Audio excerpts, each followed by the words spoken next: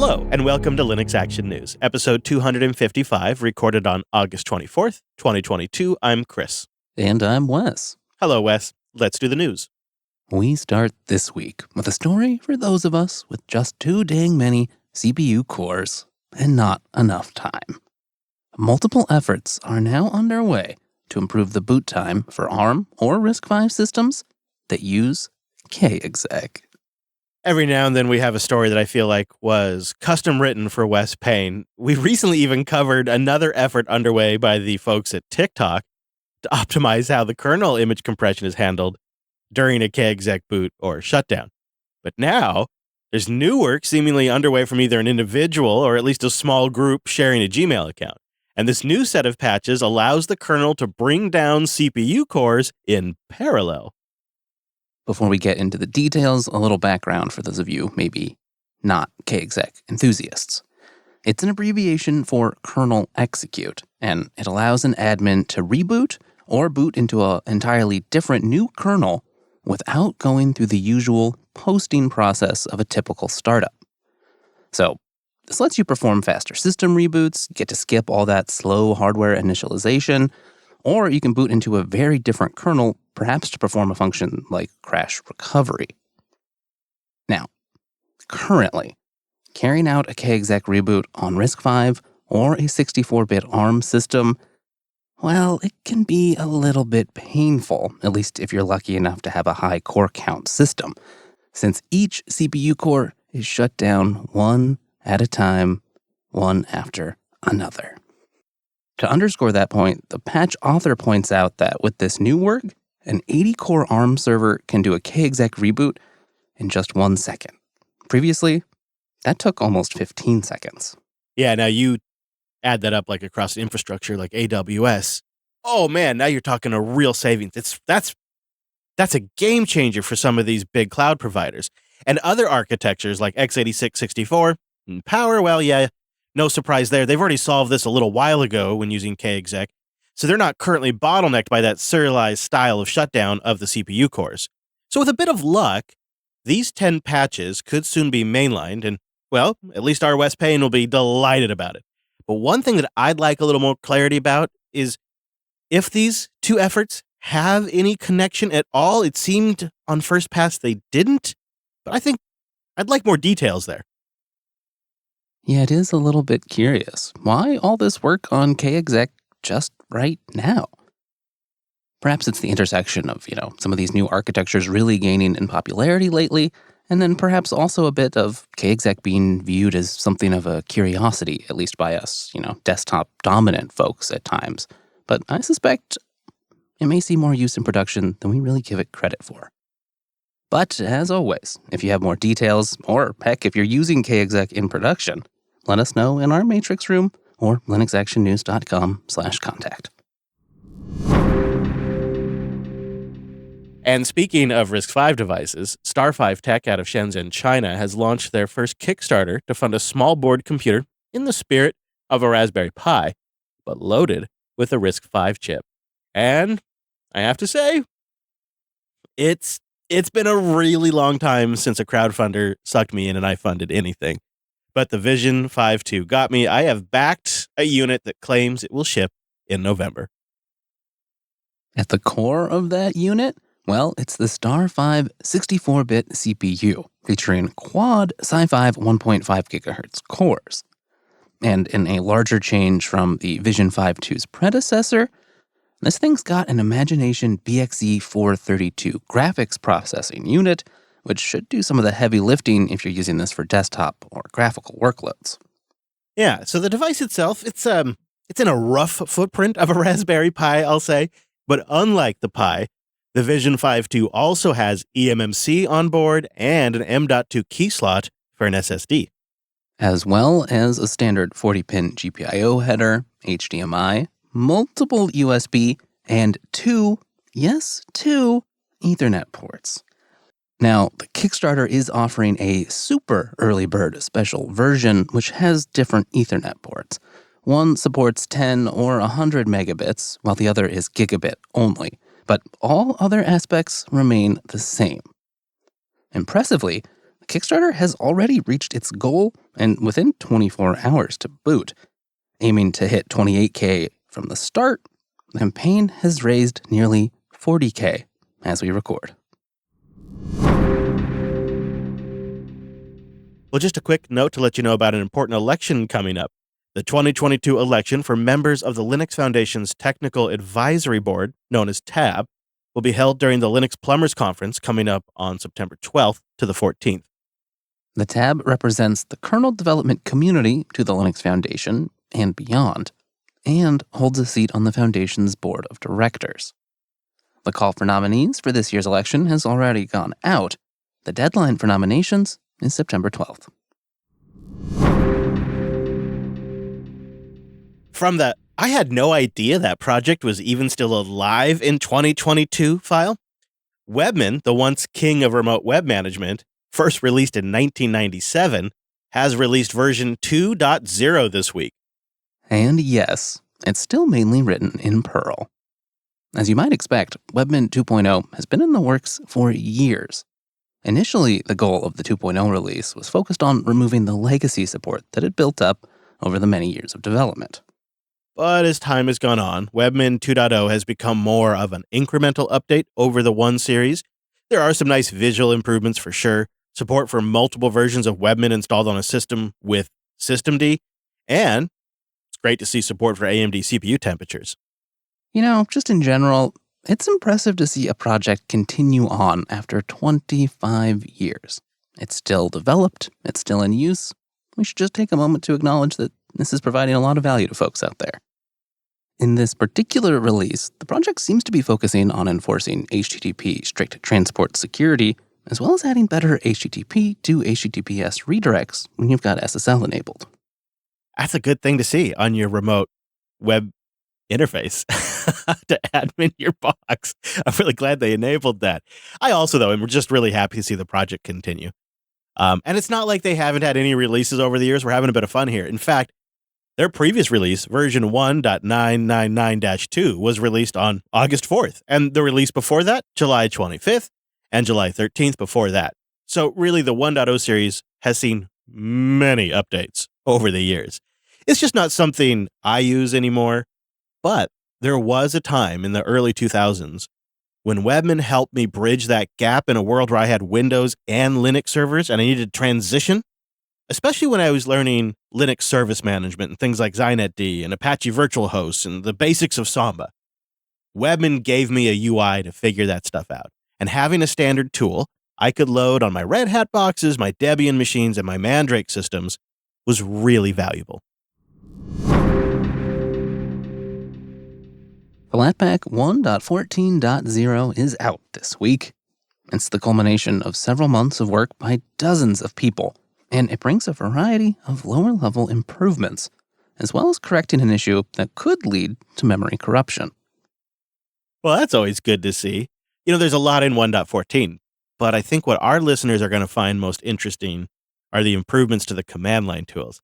I've always sort of personally felt that the command line interface to Flatpak wasn't quite as good as it could be and did not always expose all of the information that the user needed. So now with 1.14, the command line interface has seen many improvements. A couple of them I think are essential. One is the user will now be properly informed of apps that are using an end-of-life runtime extension. That's good for security reasons, obviously. And when the user uses the uninstall command, it will now ask for confirmation before removing a runtime or runtime extension that another Flatpak is depending on. Yeah, that's a pretty big deal right there. But really, maybe the bigger picture with Flatpaks is I think we've hit the era of polish. You know, the base technology of delivering containerized applications, that's basically solved. At this point, we can ship just about any application in one of these universal formats, even something as complicated as, say, Steam. And Flatpak seems to have wider and wider community adoption just about every single week, it seems, these days. I think you're right, Wes. I think the challenges that still need to be solved now are social ones. We rarely draw attention to individual releases of web browsers, but With Firefox 104, released on August 23rd, there was a feature we thought you might like to know about. Among a few others, like commercial desktops getting the ability to measure the actual power usage of a website, one thing we're all getting is a new feature for the Firefox UI itself. Or maybe I should say it's a lack of features. Starting with version 104, when Firefox is hidden under another window or minimized, the entire UI will be throttled for performance and for improved battery impact, much like how idle background tabs get throttled already. Overall, Firefox has had a string of excellent releases lately, and if you haven't checked it out for a bit, it really might be time to revisit the Fox. Linode.com/LAN. Go there to get $100 in 60-day credit on a new account, and it's just a great way to support the show while trying something great out. This year's show is made possible by you taking advantage of our sponsors, and Linode is one that we can enthusiastically endorse here on the show. They started in 2003 as one of the few companies that saw where Linux and its virtualization capabilities are going, and now, nearly 19 years later, they're the best place to host your application, your data, and to run your service or website, game, whatever it might be. Linode's always adding new features. They recently added Kali Linux. Maybe you want to do a little remote audit. That's actually a great idea, by the way. People used to pay me good money to go and do remote audits of their network. How do you think I did it back in the day? I'll tell you how I did it, like an animal. I had an actual physical server in a rack at a data center, and I was paying for the power. I was paying for the internet connection. It was awful when I had to go in there and fix the server, too. It's so funny how Linode has completely changed the game and made infrastructure that's fast and reliable and well-priced so accessible. And they've done everything they can over the years to just lower the barriers of entry so anybody who's never even set up a server or, pros who are racking and stacking 20 years ago, they all can use Linode. They've really struck that balance. And if you need the more advanced stuff, they've got it. They've got VLAN support, they've got cloud firewalls, they've got S3 compatible object storage, they've got an elegant API. But something that they've got that nobody else has got. And I was actually talking to a friend in another company in the Linux ecosystem, and they said to me, our goal is to get our community game as half as good as Linode's. They went on to say, we see Linode at every community event. We see Linode sponsoring projects and not going out there and making a big deal about it. They're just helping a project out with infrastructure. Like here at JB, they're making it possible for our West Coast road tour. Now, we make a big stink about it, but it's not like Linode goes and puts out on blast. Oh, look what we're doing over here. No, they do it because it's an investment in the community, and that community pays dividends for them for years. They've seen it for 19 years. They get it. And on top of that, they're just super fast. They have 11 data centers around the world, and they're 30 to 50% cheaper than the major hyperscalers out there. So go get $100, support the show, kick the tires, really try it. That's what you can do with that $100. So go take advantage of it. Sign up today. Linode.com/LAN. Get that $100, support the show. One more time, support the show at linode.com/LAN. And a big warm thank you to Collide. Collide.com/LAN. Collide is endpoint security solutions that use the most powerful, untapped resource in all of IT. No, it is not kryptonite. It is end users. And if you're trying to achieve security goals just for your own internal reasons, maybe you have an audit, maybe you got a new boss, maybe you just like to know where things stand. Well, the traditional way has been get an agent on every machine, run some sort of network-wide audit, and these things would always bring their own, security issues with them. Inevitably, they always do. And they also slow down the user's machine. They pit IT against the end user. It is a very uncomfortable dynamic, and I have been on both ends of it. Collide does things differently. Instead of forcing changes on users, Collide sends them security recommendations via Slack. Collide will automatically notify your team when their device is insecure, and it'll give them step-by-step instructions on how to solve the problem. And by reaching out to employees via friendly Slack DM and educating them about company policies, Collide actually helps you build a culture where everyone contributes to security because everyone understands it and why they're doing it. They're reasonable humans. Just tell them. And for IT admins, Collide provides a single dashboard that lets you monitor the security of your entire fleet. Maybe it's a Mac, maybe it's Windows, hopefully it's Linux. Collide supports it all. And you can see it at a glance which employees have their disks encrypted, all their OS updates installed, and a password manager installed as well. Makes it easy to prove compliance to your auditors, to yourself, to customers, leadership, whoever it need be. So that's Collide. User-centered cross-platform endpoint security for teams that's Slack. You can meet your compliance goals by putting users first. So visit collide.com/LAN to find out how. When you go there, they'll hook you up with a goodie bag, including free t-shirt just for activating a free trial. That's Collide, so go check it out. KOLIDE.com/LAN. We end this week with an update on the journey to a fully OpenGL accelerated Linux desktop on the Apple M series hardware. Alyssa Rosenzweig, who's been involved with the Asahi Linux project for nearly 2 years, working on reverse engineering Apple M series graphics support, has shared a new status update. And it seems something of a milestone has been reached. Neverball, Wes, the old classic Neverball game in all of its OpenGL glory, rendered on the open source Mesa Asahi driver. Now understand, this OpenGL driver is actually running on macOS while using the standard proprietary macOS kernel driver. The hope here is that once the Apple Silicon kernel graphics driver for Linux begins taking shape, this Mesa OpenGL driver will, with just a little bit of work, start functioning under Linux rather than only being functional on macOS. And make no mistake, this is still quite the achievement. In her most recent update, Rosenzweig writes about the process of reverse engineering the behavior of Apple's Metal driver, since, of course, Apple provides no hardware documentation. No, and surprise, surprise, the documentation for Metal, well, according to Rosenzweig, is really kind of 2 versions out there. They say they have one version for the public developers to consume that documents things for a developer targeting the App Store. But she believes there's a second version inside Apple that is, quote, an internal API adding back features that Apple doesn't want you using.